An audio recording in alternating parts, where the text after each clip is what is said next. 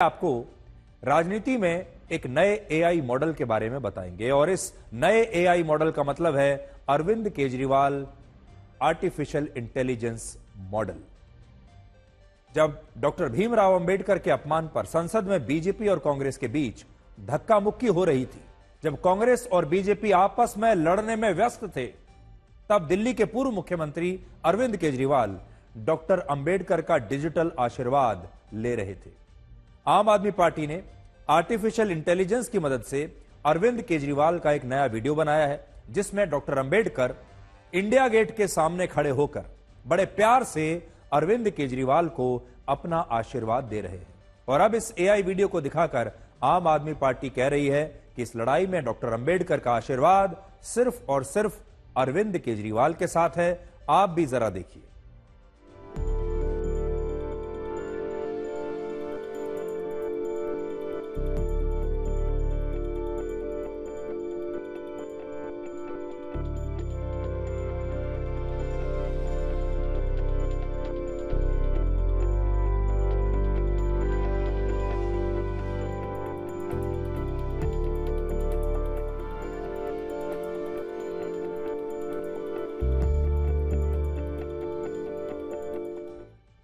तो अरविंद केजरीवाल कांग्रेस से भी तेज निकले और बीजेपी से भी तेज निकले।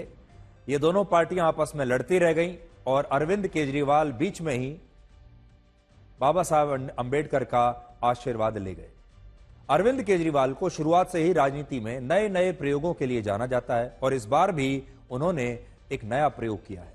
जब विपक्षी पार्टियों के नेता डॉक्टर अंबेडकर की तस्वीरें लेकर विरोध प्रदर्शन कर रहे हैं, राहुल गांधी डॉक्टर अंबेडकर के अपमान के विरोध में नीली टी शर्ट पहनकर संसद आ रहे हैं, विपक्षी पार्टियों के नेता बीजेपी के खिलाफ प्रेस कॉन्फ्रेंस कर रहे हैं, तब अरविंद केजरीवाल ने इस मुद्दे का फायदा उठाने के लिए बिल्कुल नया और लेटेस्ट तरीका चुना है और वो है एआई की टेक्नोलॉजी का इस्तेमाल। सोशल मीडिया पर हुए अलग अलग सर्वे ये बताते हैं कि एआई से बनाए गए वीडियोस देखने में कई बार बिल्कुल असली जैसे लगते हैं और ये लोगों की धारणाओं को बदल भी सकते हैं और उनके अंदर एक नई धारणा को पैदा कर सकते हैं, एक नए विचार को पैदा कर सकते हैं। अब आप सोचिए, अरविंद केजरीवाल का यह वीडियो जब देश भर में लोगों के व्हाट्सएप पर जाएगा, फेसबुक पर जाएगा, अलग अलग माध्यमों से लोगों के घर तक पहुंचेगा, उनमें से कितने लोग ऐसे होंगे जो ये समझ पाएंगे कि इस तरह का वीडियो कोई भी बना सकता है और ये नकली वीडियो है, आर्टिफिशियल इंटेलिजेंस का इस्तेमाल करके बनाया गया वीडियो है। अरविंद केजरीवाल जब राजनीति में आए थे तब उन्होंने कहा था कि वो कभी धर्म और जाति के नाम पर वोट नहीं मांगेंगे। कुछ वर्षों के बाद उन्होंने कहा कि उनकी जाति बनिया है, लेकिन बनिया जाति के लोग तो उन्हें वोट ही नहीं देते। लेकिन आज अरविंद केजरीवाल पूरी तरह से बदल गए हैं और अब वो दलित वोटों के लिए डॉक्टर अंबेडकर के अपमान को एक बड़ा मुद्दा बना रहे हैं और अब वो अपने आप को डॉक्टर अंबेडकर का बेटा बताकर देश को यह बता रहे हैं कि डॉक्टर अंबेडकर के अपमान का बदला वो लेंगे और डॉक्टर अंबेडकर ने खुद उन्हें आशीर्वाद दिया है और कहा है कि मैं इस अपमान का बदला लेने के लिए आपको पूरी शक्ति देता हूं, अपना आशीर्वाद देता हूं। और इसका कारण यह है कि दिल्ली में मुसलमानों से भी ज्यादा वोट दलितों के हैं और दिल्ली में बहुत जल्द चुनाव होने वाला है। दिल्ली में 13% वोट मुसलमानों के हैं और 17% वोट दलितों के हैं।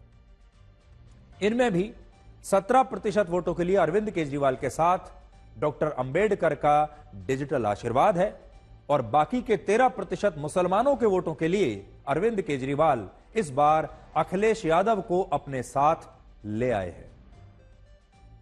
तो अरविंद केजरीवाल ने दोनों वोट बैंकों को साधने की कोशिश की है। दलितों के लिए वो डॉक्टर अंबेडकर का एक एआई अवतार लेकर आए हैं और मुसलमानों के लिए वो अखिलेश यादव को लेकर आए हैं और अखिलेश यादव ने कहा है कि इस बार दिल्ली के चुनाव में वो आम आदमी पार्टी का साथ देंगे। अब आप अरविंद केजरीवाल का वो बयान सुनिए जिसमें वो एक जमाने में कहा करते थे कि वो धर्म और जाति के नाम पर कभी वोट नहीं मांगेंगे।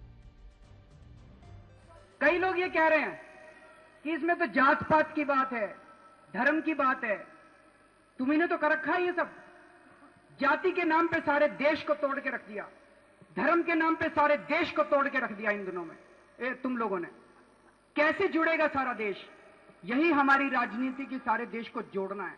जब ये करंट दौड़ेगा सारे देश के अंदर, जब ये क्रांति पैदा होगी सारे देश के अंदर, ये चुनावी क्रांति पैदा होगी सारे देश के अंदर, तो ये जाति और धर्म की दीवारें भी टूटेंगी। साथियों, देखते रहना आप। वैसे तो राहुल गांधी से उम्र में 2 साल बड़े हैं।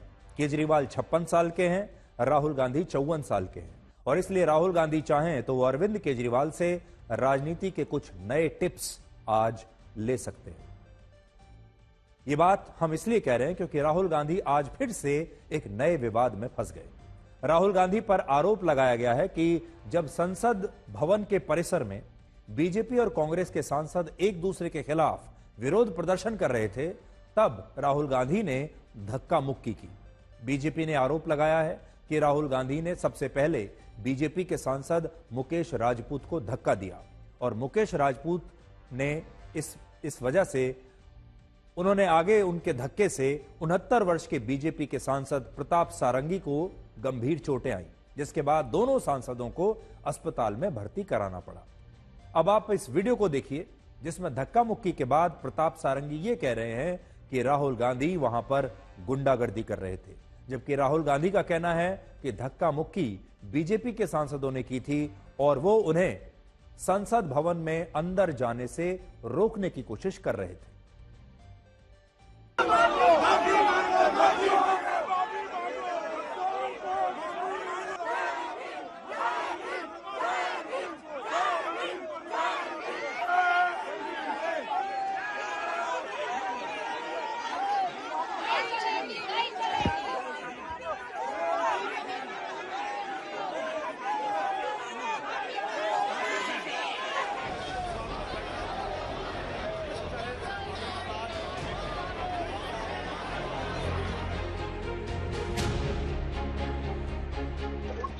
क्या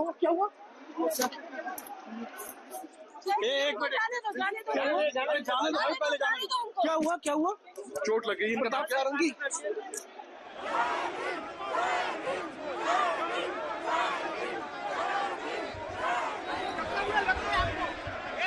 आपको शर्म नहीं आती है क्या राहुल? क्या शर्म नहीं आती है? क्या शर्म नहीं आती है? गुंडागर्दी करते हो, बूढ़े को गिरा दिया जाता है। इतना कौन सा गुंडागर्दी करते हो? This is not the way. खड़ा हुआ था राहुल गांधी एक एमपी को धक्का लगा, मेरे ऊपर गिर पड़ा और मैं नीचे। आपको किसने धक्का मारा? राहुल गांधी ने? राहुल गांधी ने धक्का मारा आपको? कौन सी जगह पे सर? सर किस जगह पे? सर किस जगह पे? किस जगह पे? सीढ़ी के ऊपर में मैं खड़ा हुआ था और राहुल गांधी ने आकर के एक एमपी को धक्का लगाया, वो मेरे ऊपर गिर पड़ा और मैं। कहाँ चोट लगी सर आपको? कहाँ चोट लगी सर? एक बार दिखा दीजिए। ओह नहीं, देखिए मैं पता नहीं, आपके शांत हो जाए, आपके कैमरा में होगा। ये पार्लियामेंट की एंट्रेंस है, इसमें मैं अंदर जाने की कोशिश कर रहा था तो बीजेपी के एमपी जो थे वो मुझे ऐसे रोकने की कोशिश कर रहे थे, धकेल रहे थे और मुझे धमका रहे थे, तो वो हुआ है बस।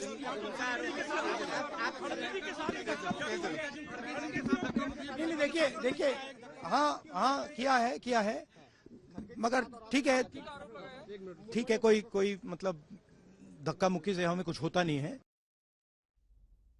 बीजेपी के सांसद अनुराग ठाकुर और बांसुरी स्वराज ने बाद में इस मामले में दिल्ली पुलिस को एक शिकायत दी और राहुल गांधी के खिलाफ गंभीर धाराओं में एफआईआर दर्ज करने की मांग की।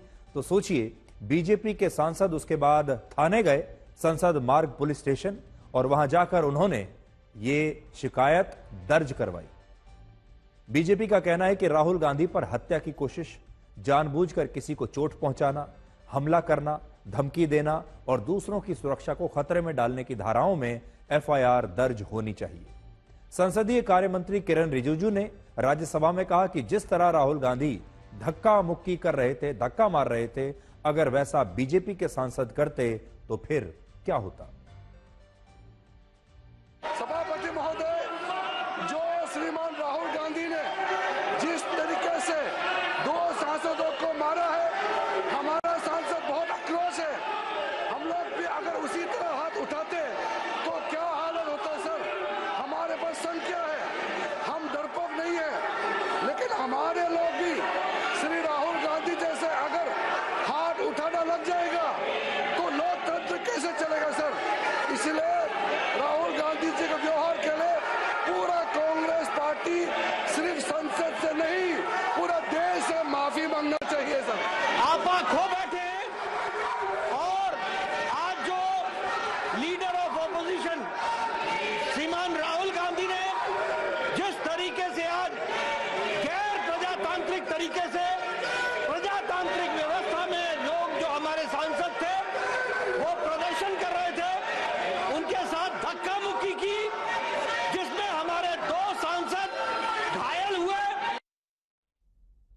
बीजेपी ने इस पूरे घटनाक्रम की जानकारी प्रधानमंत्री मोदी को दी, जिसके बाद प्रधानमंत्री ने घायल हुए दोनों सांसदों से फोन पर बात की।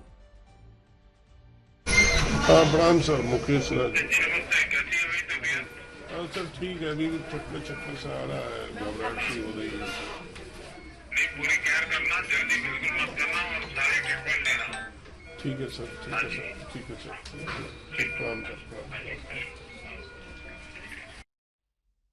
तो प्रधानमंत्री मोदी ने बात की सांसदों से अपने, जो अस्पताल में भर्ती थे। इसके अलावा केंद्रीय कृषि मंत्री शिवराज सिंह चौहान, पीयूष गोयल और प्रहलाद पटेल खुद अस्पताल गए और उन्होंने मुकेश राजपूत और प्रताप सारंगी से मुलाकात की और उनके डॉक्टरों ने बताया है कि उन्हें सिर में चोटें आई हैं।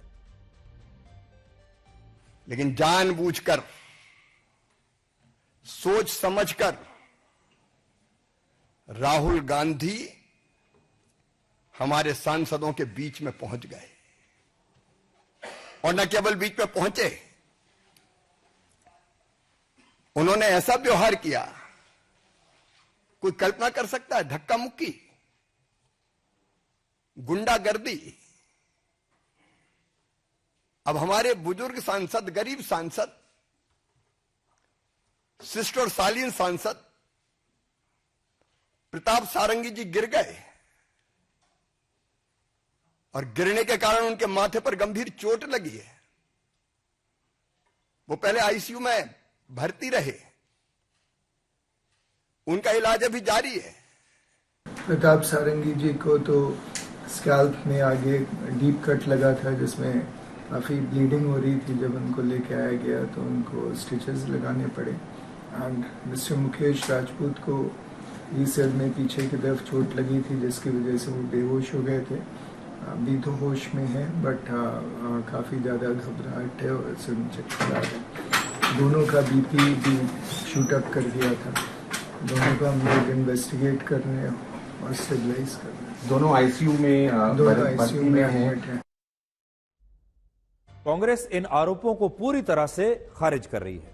कांग्रेस का कहना है कि धक्का मुक्की बीजेपी के सांसदों ने की थी और इस दौरान 82 वर्ष के कांग्रेस के अध्यक्ष मल्लिकार्जुन खड़गे नीचे भी गिर गए और उनके घुटने में भी चोटें आई हैं। राहुल जी बी.आर. अम्बेडकर जी की फोटो लेकर शांतिपूर्वक जय भीम के नारे को बोलते हुए संसद में जा रहे थे। संसद में जाने से किसने रोका? आप देख लीजिए। हम इतने दिनों से प्रोटेस्ट कर रहे हैं, साइड में प्रोटेस्ट कर रहे हैं, जो भी आ रहा है जा रहा है, उसको पूरा रास्ता है। इन्होंने कुछ एकदम शांतिपूर्वक प्रोटेस्ट हुए, कितने दिनों से चल रहे हैं, रोज 10:30 से 11। आज पहली बार इन्होंने प्रोटेस्ट किया, सबको रोक दिया और उसके बाद धक्का मुक्की और ये गुंडागर्दी। और अब सिर्फ अमित शाह जी की खाल बचाने के लिए ये अब इन्होंने साजिश शुरू की है कि भैया ने किसी को धक्का मारा, ये वो। मेरी आंखों के सामने आप सबने देखा होगा, खड़गे जी को धक्का मार के जमीन पे गिराया। उसके बाद एक सीपीएम के एमपी को धक्का मारा, उनके ऊपर गिरे, खड़गे जी के ऊपर। मैंने सोचा टांग टूट गई होगी, कुछ हुआ होगा, क्योंकि उनके चेहरे से दिख रहा था कि उनको चोट लगी। फिर हमने कहीं से कुर्सी ढूंढ के हम लाए उनके लिए। अब आप खुद ही देख रहे हैं, यहाँ पे रोज खड़े हैं, हम रोज प्रदर्शन कर रहे हैं 10:30 से 11। आज तक कुछ नहीं हुआ है, ये सब साजिश है। ये जबरदस्ती हमारे ऊपर हमला करके, और मैं उसमें पहले ही मैं किसी को धक्का देने की स्थिति में नहीं हूं, लेकिन मेरे को खुद वो लोग धक्का दिए, मैं अपना बैलेंस नहीं संभाल सका, मैं नीचे बैठ गया। तो अब हमारे ऊपर इल्जाम भी लगा रहे हैं कि हमने धक्का दिया, हमने उनको गिराया। बीजेपी और कांग्रेस दोनों पार्टियों के सांसद एक दूसरे पर धक्का मुक्की का आरोप लगा रहे हैं, लेकिन सच्चाई यह है कि ना तो अभी राहुल गांधी के धक्का मारने का कोई वीडियो किसी को मिला है और ना ही मल्लिकार्जुन खड़गे को धक्के मारकर नीचे गिराने का कोई वीडियो सामने आया है। मल्लिकार्जुन खड़गे ने इस मामले में लोकसभा स्पीकर ओम बिरला को एक चिट्ठी लिखकर जांच कराने की मांग की है, जबकि कांग्रेस के सांसदों ने भी दिल्ली पुलिस को एक शिकायत दी है और बीजेपी सांसदों पर धक्का मुक्की और हिंसा करने का आरोप लगाया है। इसी मुद्दे पर आज राहुल गांधी ने भी एक प्रेस कॉन्फ्रेंस की और उनका कहना है कि बीजेपी देश को डॉक्टर अंबेडकर के अपमान के मुद्दे से भटकाना चाहती है। तो आज फिर से इन्होंने एक नया डिस्ट्रैक्शन शुरू किया है। हम अंबेडकर जी की स्टैचू से सारे एमपी शांति से पार्लियामेंट हाउस जा रहे थे। पार्लियामेंट हाउस के सीढ़ियों पे बीजेपी के एमपी लकड़ियां लिए हमारे सामने खड़े होते हैं, हमें अंदर नहीं जाने देते हैं और उसके बाद अब ये थोड़ा सा अपना फिर से डिस्ट्रैक्शन करने की कोशिश कर रहे हैं। रियलिटी ये है, इन्होंने अंबेडकर जी का अपमान किया है, उसकी अपॉलॉजी होनी चाहिए और रिजाइन करना चाहिए होम मिनिस्टर को। अभी की एक बहुत बड़ी खबर यह है कि बीजेपी सांसदों की शिकायत पर दिल्ली पुलिस ने एफआईआर दर्ज कर ली है और यह एफआईआर भारतीय न्याय संहिता की कई धाराओं के तहत दर्ज की गई है। राहुल गांधी के खिलाफ एफआईआर दर्ज हो चुकी है। तो बड़ी खबर यह है कि धक्का मुक्की के इस मामले में राहुल गांधी के खिलाफ दिल्ली पुलिस ने एफआईआर दर्ज कर ली। नीली टी शर्ट पहनकर संसद भवन पहुंचे थे और कांग्रेस की यह पूरी योजना थी कि आज वो डॉक्टर अंबेडकर के अपमान को और भी बड़ा रूप देगी और बड़ा प्रोटेस्ट करेगी और ये नीली टी शर्ट पहनकर आने का जो उनका प्रयोजन था वो यही था कि आज वो डॉक्टर अंबेडकर के मामले को और बड़ा बनाएंगे। कांग्रेस के बाकी के नेताओं को भी कहा गया था, अगर आप देखें राहुल गांधी के पीछे तो प्रियंका गांधी वाड्रा भी नीले रंग के कपड़ों में आपको दिखाई दे रही हैं और राहुल गांधी की जो तैयारी है असल में वो इस धक्का मुक्की वाले कांड की वजह से अब बेकार हो गई। और शाम होते होते अभी की जो हमने आपको खबर बताई है वो ये है कि राहुल गांधी पर दिल्ली पुलिस ने एफआईआर भी दर्ज कर ली है क्योंकि उन्होंने धक्का मुक्की संसद में की थी। राहुल गांधी के लिए आज एक और बुरी खबर यह रही क्योंकि उन पर एक और गंभीर आरोप नागालैंड से बीजेपी की राज्यसभा सांसद फानोन कोन्याक ने लगाया और फानोन कोन्याक आदिवासी समुदाय से आती है। उन्होंने राज्यसभा के सभापति और उपराष्ट्रपति जगदीप धनखड़ को एक चिट्ठी लिखी है और वो चिट्ठी मैं अपने साथ लेकर आया हूं। इस चिट्ठी में उन्होंने राहुल गांधी पर बहुत गहरे और बहुत गंभीर आरोप लगाए हैं। क्या कहा है मैं आपको बताता हूं। यह चिट्ठी है जो मेरे हाथ में है, ये देखिए, ये चिट्ठी उनकी, और चिट्ठी में वो क्या लिखती हैं अब मैं आपको बताता हूं।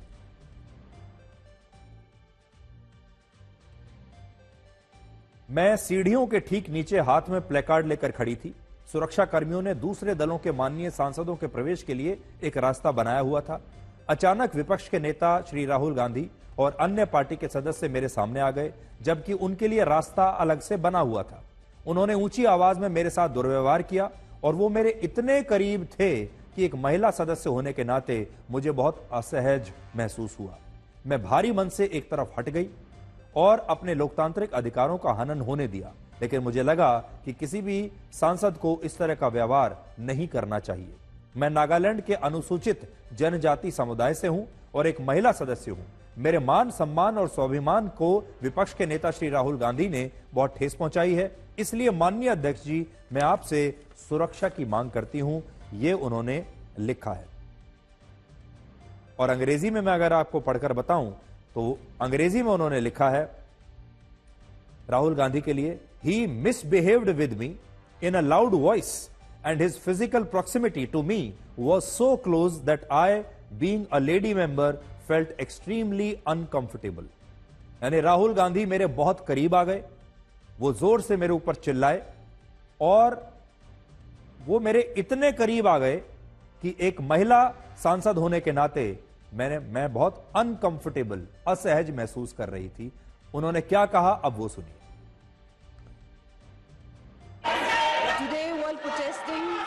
It was a peaceful protest. I was standing outside just below the staircase of Makar Dwar. Something happened to me which I really feel disheartened. Leader of opposition of the Lok Sabha, Sri Rahul Gandhi ji, came in very close proximity of me, and I really feel uncomfortable. And he started shouting at me, which I felt is very unbecoming of a leader of opposition.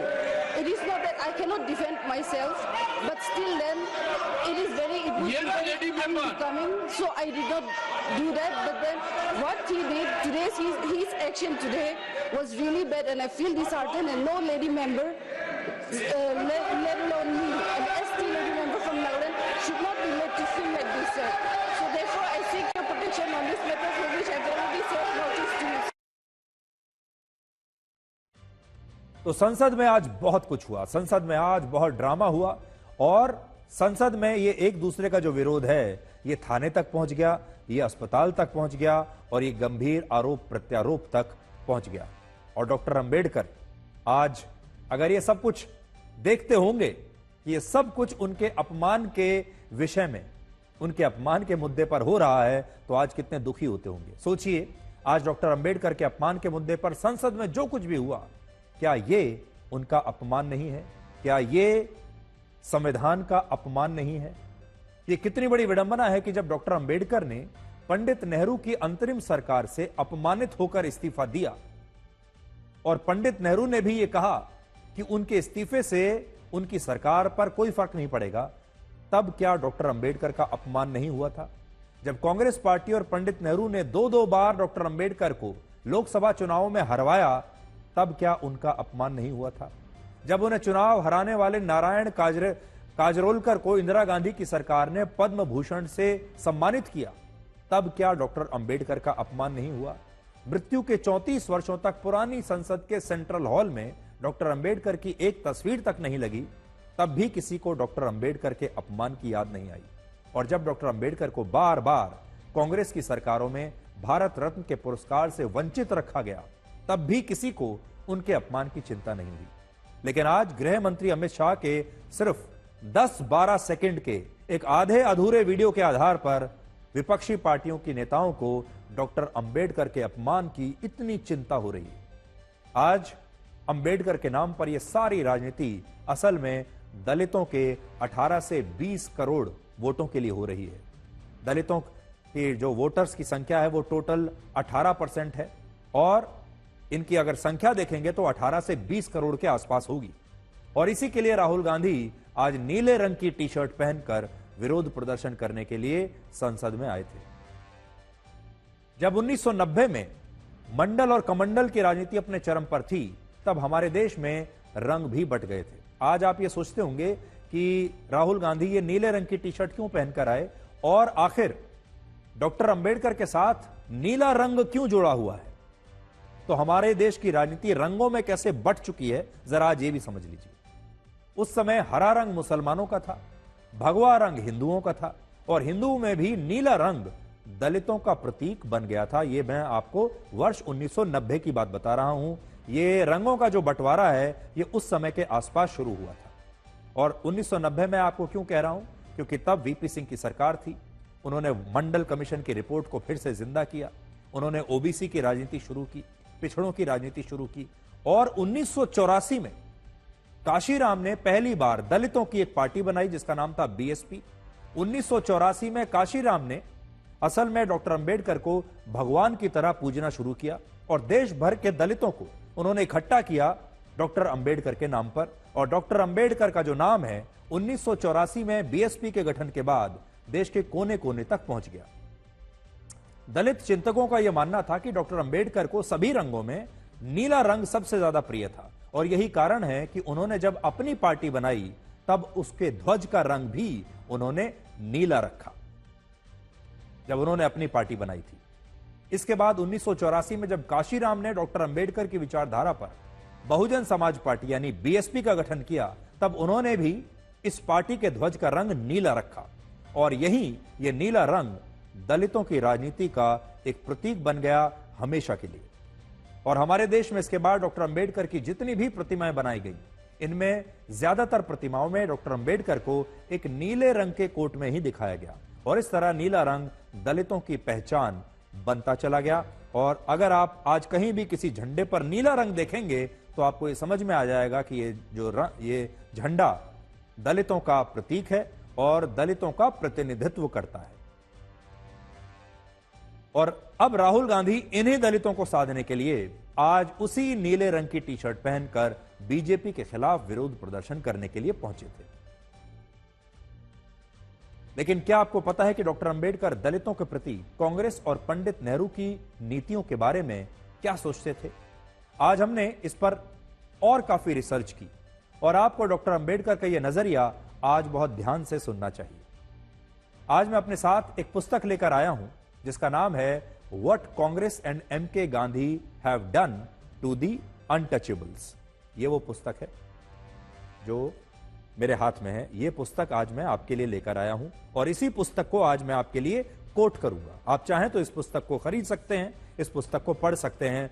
और यह पुस्तक जो है ये स्वयं doctor Ambedkar ने ही आजादी से 2 वर्ष पहले 1945 में लिखी थी और वो इसमें प्रमुखता से 4 बड़ी बातें लिखते हैं। तो डॉक्टर अंबेडकर द्वारा लिखी गई इस पुस्तक में क्या लिखा है, क्या कहा गया है, आप जरा सुनिए। और इसका टाइटल अपने आप में बहुत कुछ कहता है। देखिए इसका नाम क्या है, what Congress and MK Gandhi have done to the untouchables. इसमें पहली बात लिखी है, डॉक्टर अंबेडकर का मानना था कि कांग्रेस की दलितों में दिलचस्पी सिर्फ चुनाव जीतने के लिए एक समूह के रूप में थी।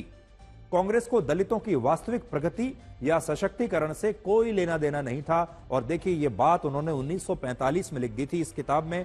यह बात आज भी सही है। आज भी ज्यादातर पार्टियां और नेताओं को दलितों से कोई मतलब नहीं है। वो दलितों को एक वोट बैंक की तरह देखते हैं और डॉक्टर अंबेडकर को भी एक वोट बैंक की तरह देखते हैं। उन्हें लगता है कि अगर मैं डॉक्टर अंबेडकर का सम्मान करूंगा, उनकी जयंती पर फूलमाला पहना दूंगा तो दलित हमें वोट दे देंगे। तो यह बात उन्होंने 1945 में ही कह दी थी कि कांग्रेस को दलितों की कोई चिंता नहीं है, वो सिर्फ चुनाव जीतने के लिए दलितों का इस्तेमाल करना चाहती है। दूसरी बात उन्होंने लिखी, कांग्रेस पार्टी यह दिखाने की कोशिश करती थी कि वो दलितों की सच्ची हितैषी है, जबकि जमीनी तौर पर दलितों की समस्याओं को हल करने के लिए कांग्रेस ने कभी कोई ईमानदार प्रयास नहीं किया। यह उन्होंने इस किताब में लिखा है। तीसरा, डॉक्टर अंबेडकर मानते थे कि कांग्रेस दलितों के वोट हासिल करने के लिए रणनीतिक चाल चलती है और उनके साथ विश्वासघात करती है। चौथी बात, इसी पुस्तक में डॉक्टर अंबेडकर यह भी लिखते हैं कि चुनावों के वक्त कांग्रेस ने दलितों को उसके पक्ष में वोट देने के लिए प्रोत्साहित किया, लेकिन जब सरकार में फैसले और नीतियां बनाने का समय आया तो उनमें दलितों का प्रतिनिधित्व सबसे कम था। यानी कांग्रेस ने दलितों का वोट लेकर सरकारें तो बना ली, लेकिन जब सरकार बनने के बाद फैसले करने का समय आया, उन्हें दलितों को पद देने का समय आया तो उनका प्रतिनिधित्व सबसे कम था। पांचवी बात वो कहते थे, कांग्रेस का यह दावा गलत है कि वो अछूतों की पार्टी है और अछूत समाज के लोग कांग्रेस को चुनाव में वोट देते हैं। ऐसा उन्होंने इस किताब में कहा है। अब आप देखिए, डॉक्टर अंबेडकर के अपमान का सबसे ज्यादा बड़ा मुद्दा कांग्रेस पार्टी ही आज बना रही है और डॉक्टर अंबेडकर अपनी इस किताब में खुद कांग्रेस के बारे में कैसी बातें लिखकर गए हैं, आप खुद देख लीजिए। अब आपको पढ़कर भी बताता हूं कि इस पुस्तक के पहले अध्याय में डॉक्टर अंबेडकर ने क्या लिखा है। आपको सुनकर बड़ी हैरानी होगी। कांग्रेस ने खुद को अछूतों और दलितों की पार्टी साबित करने के लिए चुनाव परिणामों का विज्ञापन की तरह इस्तेमाल किया। उसने मुख्य तौर पर यह बताया कि अनुसूचित जातियों की 151 सीटों में से मेरी यानी अंबेडकर की पार्टी को केवल 12 सीटें मिली और बाकी सीटों पर कांग्रेस ने कब्जा कर लिया। यह एक झूठा प्रोपेगेंडा था जो कांग्रेस द्वारा फैलाया गया था ताकि यह दिखाया जा सके कि कांग्रेस अछूतों का प्रतिनिधित्व करती है, लेकिन कांग्रेस ने अछूतों के नाम पर राजनीति के सिवा उनके हित में कुछ नहीं किया। यकीन मानिए, आज हमारे देश के दलितों को, डॉक्टर भीमराव अंबेडकर को भगवान मानने वाले लोगों को डॉक्टर अंबेडकर के ये विचार अगर उन्हें पता चल जाए, अगर वो ये जान जाएं कि डॉक्टर अंबेडकर 1945 में ही कांग्रेस के बारे में क्या लिख कर गए हैं, वो खुद अपने हाथ से लिख कर गए हैं कि कांग्रेस कभी भी अछूतों की पार्टी नहीं बन सकती, दलितों की पार्टी नहीं बन सकती, कांग्रेस दलितों के साथ सिर्फ खेल खेलती है, अन्याय करती है, सिर्फ उनका वोट पाना चाहती है, उनकी हितैषी नहीं है, तो सोचिए आज ये जो 18 से 20 करोड़ दलित हैं वो क्या सोचेंगे। लेकिन कांग्रेस पार्टी आज सबसे ज्यादा ये कोशिश कर रही है कि जैसे वही डॉक्टर अंबेडकर की सबसे बड़ी हितैषी है। राहुल गांधी नीली टी शर्ट पहनकर आ गए। ये जो किताब है ये आजादी से पहले लिखी गई थी, इसलिए इसमें अछूत शब्द का इस्तेमाल डॉक्टर अंबेडकर ने ही किया है, लेकिन अब यह शब्द इस्तेमाल नहीं होता और यह शब्द इस्तेमाल अब होना भी नहीं चाहिए। इसलिए बहुत सारे लोगों को लगेगा कि इस शब्द पर तो रोक लग चुकी है, यह शब्द इस्तेमाल नहीं होना चाहिए। यह आजादी से पहले की किताब है और तब डॉक्टर अंबेडकर ने ही इस शब्द का इस्तेमाल किया। डॉक्टर अंबेडकर अपनी एक और पुस्तक में लिखते हैं और उस पुस्तक का नाम है एनिहिलेशन ऑफ कास्ट। यह देखिए, उसके भी कुछ अंश आज मैं लेकर आया हूं। ये वो पुस्तक के अंश हैं और यह पुस्तक डॉक्टर अंबेडकर ने वर्ष 1936 में लिखी थी।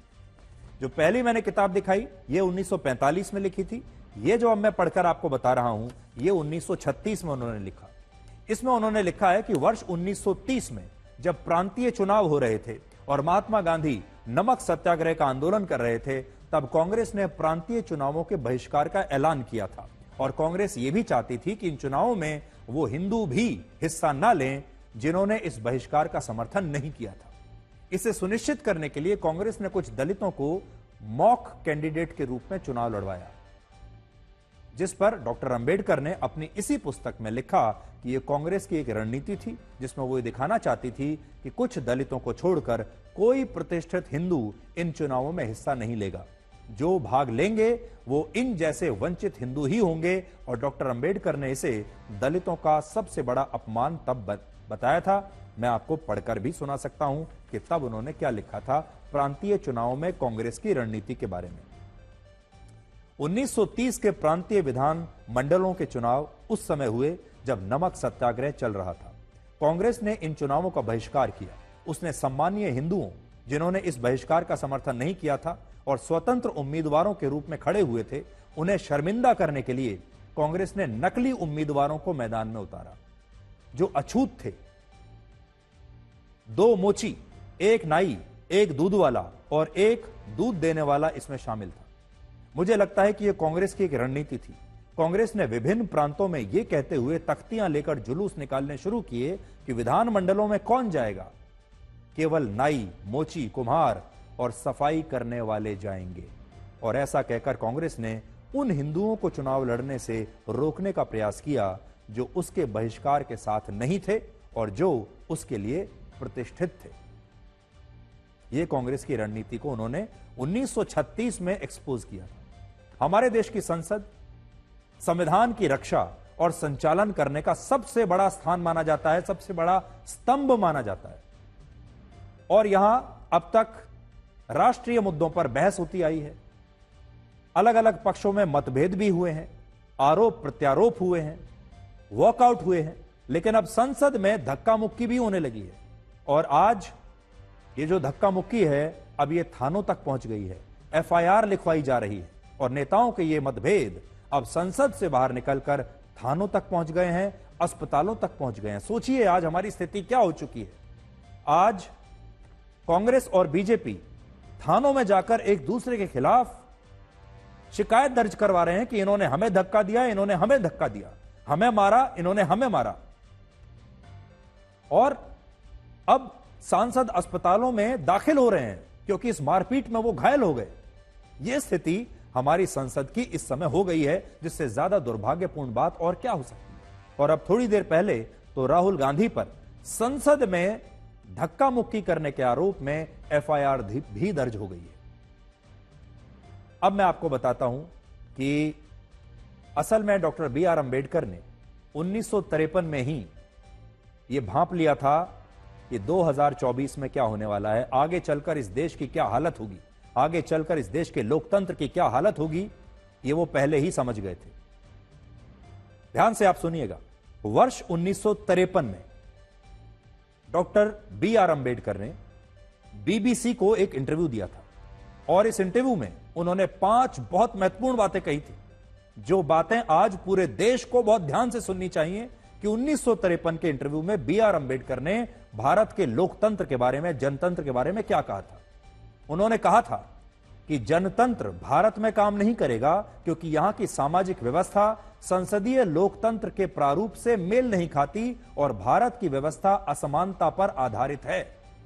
यह उन्होंने 1953 में कहा था कि यह जनतंत्र काम नहीं करेगा। दूसरा, उन्होंने कहा भारत में लोकतंत्र सिर्फ नाम मात्र के लिए होगा। अगर चुनावों से अच्छे लोगों का चयन नहीं हुआ तो भारत में चुनाव अहम नहीं है। और देखिए आज वही हो रहा है। चुनाव तो होते हैं लेकिन चुनावों के जरिए अच्छे लोग चुनकर नहीं आ रहे। वो ये भी कहते थे कि लोगों को अब तक यह बात समझ में नहीं आई कि मतदान का विचार बदलाव लाने के लिए नहीं है और इस चुनावी व्यवस्था ने उन्हें अपनी पसंद का उम्मीदवार चुनने की आजादी दी ही नहीं है। वो इस इंटरव्यू में उन्होंने कहा कि लोगों को चुनाव तो कराए जाते हैं लेकिन लोगों को अपनी पसंद का उम्मीदवार चुनने की आजादी अब भी नहीं है। और इस बात को कांग्रेस के उदाहरण से उन्होंने समझाया था। देखिए इस इंटरव्यू में भी उन्होंने कांग्रेस का उदाहरण दिया।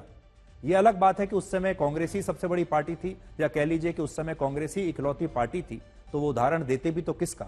लेकिन उन्होंने कांग्रेस का नाम लेकर यह कहा था कि कांग्रेस लोगों से कहती है कि बैल के निशान पर मतदान करें, लेकिन कोई इस बात को नहीं समझता कि अगर बैल के निशान पर कोई गधा खड़ा है तो वो क्या करे। उन्होंने कांग्रेस का नाम लिया, उदाहरण दिया कि मान लीजिए कांग्रेस लोगों से कहती है कि बैल के निशान पर चुनाव में मोहर लगाइए, लेकिन अगर बैल के निशान पर कोई गधा चुनाव में खड़ा है तो लोग क्या करेंगे। इसी इंटरव्यू में डॉक्टर अंबेडकर ने यह भी कहा कि प्रधानमंत्री पंडित नेहरू भाषण तो बहुत देते हैं लेकिन भाषणों से कोई हल नहीं निकलता और अब मैं इन भाषणों से तंग आ चुका हूं। लोकतंत्र पर जो भाषण दिए जाते हैं मैं इन भाषणों से तंग आ चुका हूं। तो वो तो 1953 में ही तंग आ चुके थे। और देखिए हमारे देश की जनता आज 2024 अब खत्म होने वाला है, अब तक इन भाषणों को झेल रही है। डॉक्टर अंबेडकर ने कहा था कि लोकतंत्र अमेरिका जैसे देशों में तो कामयाब हो सकता है। जो लोकतंत्र हमारा है ये अमेरिका जैसे देशों के लिए ठीक है, जहां प्रति व्यक्ति आय सबसे ज्यादा है, वहां लोग अमीर हैं, पढ़े लिखे हैं। लेकिन यह उस भारत में सफल नहीं हो सकता जहां लोग मूलभूत सुविधाओं के लिए भी संघर्ष कर रहे हैं। और वो भारत के लिए लोकतंत्र की बात नहीं कर रहे थे। इस इंटरव्यू में उन्होंने यह भी कहा, जब उनसे पूछा गया तो अगर आप ये कहते हैं कि लोकतंत्र भारत में नहीं चलेगा और इस तरह का लोकतंत्र अमेरिका जैसे देशों के लिए ठीक है, तो भारत के लिए क्या ठीक है। तो उनका जवाब था कि भारत के लिए कम्युनिस्ट विचारधारा और कम्युनिस्ट व्यवस्था ज्यादा बेहतर विकल्प होगी। कम्युनिस्ट विचारधारा और कम्युनिस्ट व्यवस्था के बारे में उन्होंने कहा कि यहां कम्युनिस्ट व्यवस्था होनी चाहिए। सोचिए अगर डॉक्टर अंबेडकर आज हमारे बीच जीवित होते और ये सारी बातें वो किसी इंटरव्यू में कहते, आज अगर हमें यह मौका मिलता कि डॉक्टर अंबेडकर यहां खड़े होते इस स्टूडियो में और हम उनसे ये सवाल पूछते, तो उनके अपमान पर राजनीति करने वाली यही विपक्षी पार्टियां उनकी आंखों में आंखें मिलाकर, आंखों में आंखें डालकर क्या उन्हें देख सकती थी। और अगर आज उन्होंने अपनी सारी बातें ईमानदारी से कह दी होती तो इनमें से कोई भी पार्टी मुंह दिखाने के काबिल न रहती। आज कांग्रेस पार्टी जो सबसे बड़ी ठेकेदार बन रही है डॉक्टर अंबेडकर की, वो नीली टी शर्ट पहनने की हिम्मत न करती अगर डॉक्टर अंबेडकर के सही विचारों को आपने जान लिया तो। अब हम आपको वर्ष 2012 की एक घटना के बारे में बताते हैं जिससे राहुल गांधी और कांग्रेस के नेता अब तक भूल चुके होंगे। वर्ष 2012 में जब देश में यूपीए की सरकार थी, प्रधानमंत्री डॉक्टर मनमोहन सिंह थे, तब एक सांसद ने लोकसभा में डॉक्टर अंबेडकर के अपमान का मुद्दा उठाया था। ध्यान से सुनिएगा, 2012 में एक सांसद ने डॉक्टर अंबेडकर के अपमान का मुद्दा उठाया और इन सांसद महोदय का नाम था टी थिरुमावलवन। मैं उनकी चिट्ठी में लेकर आया हूं और लोकसभा की जो डिबेट्स है उसकी कॉपी में लेकर आया हूं। देखिए,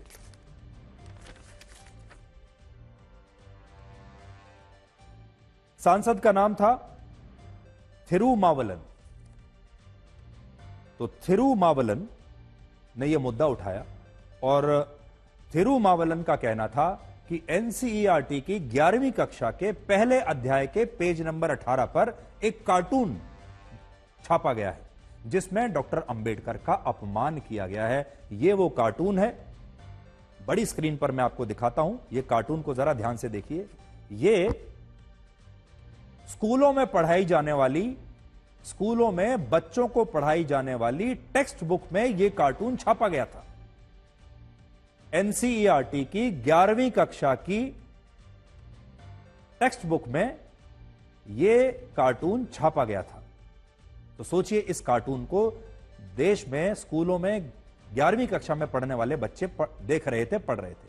और यह कार्टून उस समय बनाया गया था जब पंडित नेहरू देश के प्रधानमंत्री थे और इसे तमिलनाडु के एक मशहूर कार्टूनिस्ट शंकर ने बनाया था, जो पंडित नेहरू के बड़े अच्छे मित्र माने जाते थे। इस कार्टून में पंडित नेहरू डॉक्टर अंबेडकर से संविधान पर काम में तेजी लाने के लिए कह रहे हैं और उनके हाथ में एक चाबुक दिखाया गया है। इस कार्टून के साथ यह लिखा था कि संविधान बनने में 3 साल लगे तो संविधान सभा को इसका मसौदा तैयार करने में इतना समय क्यों लगा। और यह कहते हुए पंडित नेहरू एक घोंगे पर बैठे डॉक्टर अंबेडकर के पीछे चाबुक लेकर खड़े हुए। मैं आपको समझाता हूं, अगर आप फिर से बड़ी स्क्रीन पर देखेंगे। इस कार्टून में भाव यह है कि डॉक्टर अंबेडकर संविधान की रचना करने के काम में बहुत धीमी गति से काम कर रहे हैं। एक स्नेल जिसको अंग्रेजी में कहते हैं, बहुत ही धीमी गति से, एक स्नेल की गति से, एक घोंगे की गति से वो काम कर रहे हैं संविधान की रचना के लिए। पंडित नेहरू चाहते हैं कि डॉक्टर अंबेडकर तेजी से काम करें और इसलिए इस घोंगे पर डॉक्टर अंबेडकर बैठे हैं। वो कॉन्स्टिट्यूशन रूपी, संविधान रूपी ये घोंगा है और इस पर पंडित नेहरू चाबुक चला रहे हैं और कह रहे हैं कि भाई जल्दी करिए। इससे यह पता चलता है कि डॉक्टर अंबेडकर बहुत सुस्ती से काम कर रहे हैं। वर्ष 2012 में जब यह मुद्दा लोकसभा में उठाया गया, तब राहुल गांधी उसी लोकसभा के सदस्य थे। उस समय के शिक्षा मंत्री कपिल सिब्बल और वित्त मंत्री प्रणब मुखर्जी ने इस कार्टून के लिए माफी मांगी थी और इसे एनसीईआरटी की पुस्तक से हटाने और इसकी समीक्षा करने का आश्वासन दिया था। लेकिन बड़ी बात यह है कि जिस कार्टून में डॉक्टर अंबेडकर का अपमान हो रहा है, वो कार्टून स्कूल में बच्चों को पढ़ाया जा रहा था। और अब आप सोचिए कि इसका मकसद क्या हो सकता था। उस समय योगेंद्र यादव एनसीईआरटी की टेक्स्ट बुक डेवलपमेंट कमेटी के चीफ एडवाइजर थे। योगेंद्र यादव, जिन्हें आजकल आप देखते रहते हैं, वो अक्सर टीवी पर डिबेट्स वगैरह में जाते रहते हैं, वही योगेंद्र यादव चीफ एडवाइजर थे। और उन्होंने भी अपनी इस गलती को स्वीकार किया और डॉक्टर अंबेडकर के अपमान के लिए इस कमेटी से इस्तीफा दे दिया था। लेकिन आज यही योगेंद्र यादव और कांग्रेस पार्टी के नेता डॉक्टर अंबेडकर के अपमान को इतना बड़ा राजनीतिक मुद्दा बना रहे। बात यही है कि ये सारा का सारा जो आज हुआ है, ये सुनियोजित ढंग से देश में जो बाबा साहब अंबेडकर के खिलाफ इनके वक्तव्य थे, उसका जन आंदोलन जो बन चुका है, उसको काउंटर करने के लिए आज ये सब इन्होंने नाटक नौटंकी की है। स्पीकर साहब ने स्पष्ट कहा था कि प्रतिषेध स्टेप्स पे नहीं करना चाहिए और इसलिए हम वहां नहीं किए, हम तो अम्बेडकर के प्रतिमा के सामने किए। तो मेरे ख्याल में ये गलत तरीका से प्रतिषेध किया भाजपा। और वैसे भी काफी अनयूजुअल है कि रूलिंग पार्टी प्रोटेस्ट करे, कि क्या मतलब है इसका। पहली बार संसद के इतिहास में ये हुआ, प्ले कार्ड्स हम सब लेकर आते हैं, पर ये डंडे लेकर आए प्ले कार्ड्स के साथ। प्ले कार्ड्स उतार दिए और उस डंडों से अनेकों सांसदों को मारा। बाकायदा श्री मल्लिकार्जुन खड़गे जी ने वाइस चेयरपर्सन राज्यसभा को चिट्ठी लिखी है, स्पीकर लोकसभा को चिट्ठी लिखी है। इस चिट्ठी की प्रतिलिपि भी मेरे सहयोगी आपको भेज देंगे। और हमने भाजपा के लोगों पर कार्रवाई की मांग की है। संसद में जाने के लिए ऑलरेडी सिक्योरिटी पैसेज बना रखी थी, जहां हम प्रदर्शन कर रहे थे, लेफ्ट भी राइट भी। राहुल गांधी ने उसको यूज नहीं किया। वो सीधे सामने जहां हम प्रदर्शन कर रहे हैं, आप यहां खड़े हैं, हमको अगर चलना हो तो हम आपके दाहिने से निकल जाएंगे। नहीं, तुम यहां से हटो, हमें यहीं से जाना है। और हम अकेले तो है नहीं। तो आज हमने आपको ये बताने की कोशिश की कि डॉक्टर B.R. अंबेडकर का अपमान तो आजादी मिलने से पहले से हो रहा है। 1945 में उन्होंने क्या लिखा कांग्रेस के बारे में, 1936 में अपनी किताब में कांग्रेस के बारे में उन्होंने क्या लिखा कि कैसे दलितों का अपमान हो रहा है। फिर आजादी के बाद जब वो नेहरू की सरकार में कानून मंत्री बने, उसके बाद उन्हें इस्तीफा देना पड़ा, उसके बाद चुनाव में हारे 1 नहीं 2 बार। उनका अपमान तो लगातार हुआ है, स्कूलों की किताबों से लेकर संसद तक। लेकिन इससे पहले किसी ने भी उनके इस अपमान को इतना बड़ा मुद्दा नहीं बनाया। ऐसा लगा जैसे अचानक से देश की नींद आज टूटी है इतने वर्षों के बाद। दुनिया में हजारों तरह के खेल खेले जाते हैं, लेकिन दूसरों की भावनाओं से खेलना लोगों का सबसे पसंदीदा खेल होता है। जैसे कि मैं सो रहा हूं तो पिताजी को जगाना है मुझे, तो वो डायरेक्ट उठाने के बजाय, और हिंसा की परंपरा मेरे यहाँ नहीं थी सौभाग्य से, तो वो क्या करते थे कि उस कमरे में आ जाएंगे या बाहर से गुजरेंगे और चौपाई बोलेंगे, प्रात काल उठ गए रघुनाथा मात पिता गुरु नावई माता। कभी कभी मैं गुस्से में उठ करके अरे पापा चरण स्पर्श किया और सो गया। मैंने कहा अब मत उठाना।